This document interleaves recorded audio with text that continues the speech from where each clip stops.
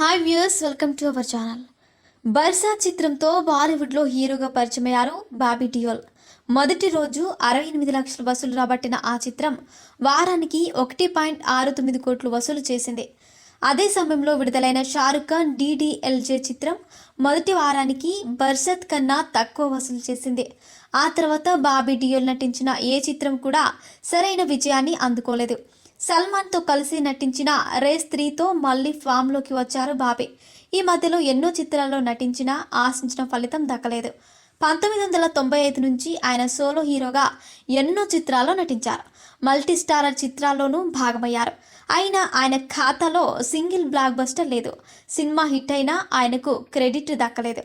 ప్రస్తుతం ఆయన టాప్ ట్రెండింగ్లో ఉన్నారు. రణబీర్ కపూర్ హీరోగా సందీప్ రెడ్డి వంగ తెరకెక్కించిన యానిమల్ చిత్రంలో ప్రతి నాయకుడిగా కనిపించి మెప్పించారు. ఈ చిత్రం 500 కోట్ల వసూలు రాబడుతుందని ట్రేడ్ పండితులు అంచనా వేస్తున్నారు. అయితే ఈ చిత్రం బాబీ డియోల్కు ఎంతో ప్రత్యేకం. ఎన్నో ఏళ్ల తర్వాత ఆయన అందుకున్న విజయం ఇదే.